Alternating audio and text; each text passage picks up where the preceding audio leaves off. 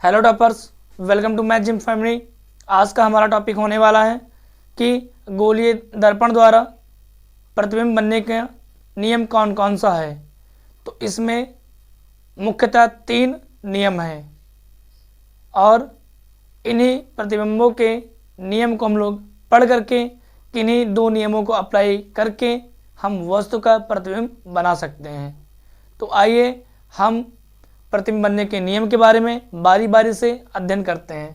पहला नियम क्या कहता है कि जब मान लो कोई अवतल दर्पण हो, उसके बाहर की ओर क्या कर दो, कलाई कर दो।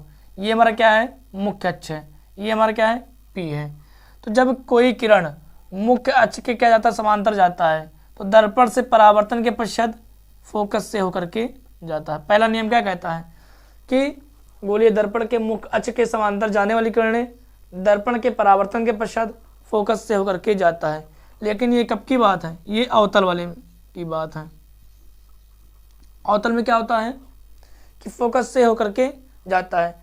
लेकिन अगर हम लोग यहीं पर बात कर लें किसका, उत्तल का, अगर हम लोग बात कर लें उत्तल का, तो अंदर की ओर क्या होगा, कलाई होगा, यहाँ पर पी होगा, ये इसका क्या होगा, मुख्य अक्ष होगा। ये मान लो यहाँ पर कोई वस्तु है, ये मुख्य अक्ष के समांतर जा रहे, तब दर्पण के परावर्तन के पश्चात वह क्या होता है, फोकस से आती हुई प्रतीत होता है। यहाँ पर देखो, ये हमारा क्या है, फोकस है। ये ऐसा लग रहा है कि फोकस से आती हुई प्रतीत हो रहा है। ये इधर जा रहा है तो ये तो फोकस से होकर जा रहा है, तो निश्चित रूप है। लेकिन ये यहाँ पर आभास हो रहा है कि ये फोकस से आ रही है किरणें। दूसरा नियम हमारा क्या कहता है कि जब कोई किरण फोकस से अगर डाला जाता है, तब वह दर्पण के परावर्तन के पश्चात मुख्य अक्ष के समांतर हो जाता है। इसका कहने का मतलब ये है कि आइए हम बारी बारी से देखते हैं। पहले इस बार जो है हम लोग किरण कहाँ से डाल दें, ये हमारा यहाँ पर एफ था, फोकस से होकर के डाल दें। ये जा रही कहाँ से, फोकस से जा रहा है। तब दर्पण के परावर्तन के पश्चात मुख्य अक्ष के समांतर हो जाता है। ये है हमारा दूसरा नियम।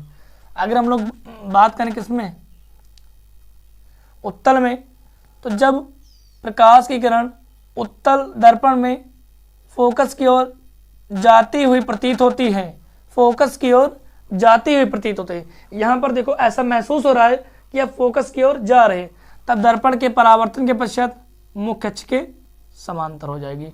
अर्थात किरण ऐसे आएगी तो उसके बाद ऐसे टकरा के वापस लौट जाएगी। इधर देखिए, इधर फोकस से जा रही है, तब दर्पण के परावर्तन के पश्चात मुख्य अक्ष के ये समांतर हो गई। ये है हमारा दूसरा नियम है। अब हम लोग बात करते हैं तीसरे नियम के बारे में। चलिए देखते हैं।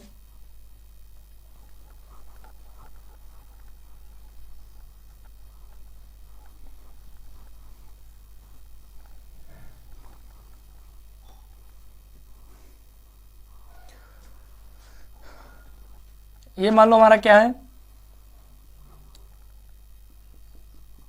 अवतल है, यहाँ पर P था, मान लो यहाँ पर F है, यहाँ पर C है। जब प्रकाश की किरण वक्रता केंद्र से डाला जाता है, तो दर्पण के परावर्तन के पश्चात उसी मार्ग में वापस लौट जाता, मतलब ये जैसे जाएगा इसी मार्ग में ऐसे वापस लौट जाएगा। ये है हमारा तीसरा नियम। अगर हम लोग बात करें उत्तल की, अंदर की ओर क्या कर दें, कलाई कर दें।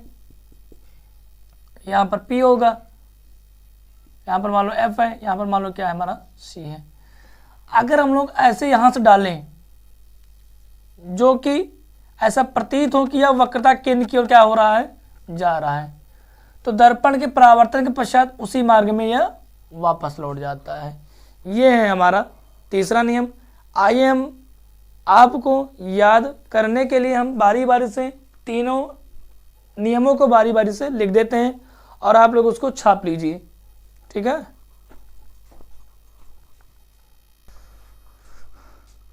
आइए हम लोग जो है देखते हैं गोलीय दर्पण द्वारा प्रतिबिंब बनने के नियम, rules to form image by spherical mirror. गोलीय दर्पण द्वारा प्रतिबिंब बनने के 3 नियम हैं। इन्हीं 3 नियमों में से दो का उपयोग करके प्रतिबिंब का निर्माण किया जाता है। उसमें से पहला नियम है हमारा, मुख्य अक्ष के समांतर जाने वाली किरणें दर्पण के परावर्तन के पश्चात अवतल दर्पण में मुख्य फोकस से होकर जाती हैं तथा उत्तल दर्पण में मुख्य फोकस से आती हुई प्रतीत होती हैं। जैसा कि आप लोग यहाँ पर देख रहे हैं कि यह मुख्य अक्ष के समांतर जा रहा है, तो दर्पण के परावर्तन के पश्चात मुख्य फोकस से होकर जा रहा है। और यहाँ पर देखिए, ये है हमारा कौन सा दर्पण, उत्तल दर्पण है। यहाँ पर मुख्य अक्ष के समांतर ये किरण जा रहा है, तो दर्पण के परावर्तन के पश्चात ऐसा महसूस हो रहा है कि यह फोकस से होकर के आ रहा है हमारी तरफ, है ना। तो आप लोग इसको लिख लीजिए। हम लोग बात करते हैं दूसरे नियम के बारे में, सेकेंड लॉ। अवतल दर्पण में मुख्य फोकस से होकर जाने वाली किरणें तथा उत्तल दर्पण में मुख्य फोकस की ओर जाने वाली किरणें परावर्तन के पश्चात मुख्य अक्ष के समांतर हो जाती हैं। यहाँ पर हमने क्या बताया, अवतल दर्पण में मुख्य फोकस से होकर जाने वाली किरणें परावर्तन के पश्चात मुख्य अक्ष के समांतर हो जाती हैं। यहाँ पर ये मुख्य फोकस से होकर के जा रहे हैं, फिर परावर्तन के पश्चात मुख्य अक्ष के समांतर हो गया। और यहाँ पर देखिए, ये है हमारा उत्तल दर्पण। उत्तल दर्पण में मुख्य फोकस की ओर जाने वाली, यहाँ पर आभास हो रहा है कि यह फोकस की ओर जा रहा है, तो परावर्तन के पश्चात मुख्य अक्ष के समांतर हो जाएगा। आप लोग इसका स्क्रीनशॉट ले लीजिए। फिर इसके बाद हम लोग बात करते हैं तीसरे नियम के बारे में।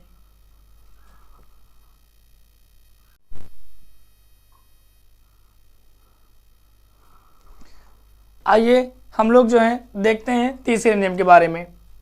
तो तीसरा नियम हमारा यह कहता है कि अवतल दर्पण में वक्रता केंद्र से जाने वाली किरणें तथा उत्तल दर्पण में वक्रता केंद्र की ओर जाने वाली किरणें दर्पण के परावर्तन के पश्चात उसी मार्ग में वापस लौट आती हैं। आप लोग यहाँ पर देखिए, जैसे ये हमारा अवतल दर्पण है, अवतल दर्पण में वक्रता केंद्र से होकर के जा रही है, तो दर्पण के परावर्तन के पश्चात उसी मार्ग में ये वापस आ गई। अगला देखिए, इसमें उत्तल दर्पण में वक्रता केंद्र की ओर जाने वाली किरणें, यहाँ पर हमें आभास हो रहा है कि यह वक्रता केंद्र की ओर जा रही है, तो दर्पण के परावर्तन के पश्चात उसी मार्ग में वापस लौट आती हैं। इसको हम लोग बोलते हैं तीसरा नियम बोलते हैं। प्रतिबिंब बनने का ये हमारा तीसरा नियम है। हमें आशा है कि आप लोगों को तीनों नियम के बारे में अच्छे से समझ में आया होगा। अब हम मिलते हैं अगले लेक्चर में, जिसमें हमारा टॉपिक होगा कि अवतल दर्पण द्वारा प्रतिबिंब का निर्माण कैसे होता है तथा उनकी प्रकृति कैसे होती है। इसके बारे में हम लोग अच्छे से अध्ययन करेंगे। मिलते हैं अगले वीडियो में। धन्यवाद।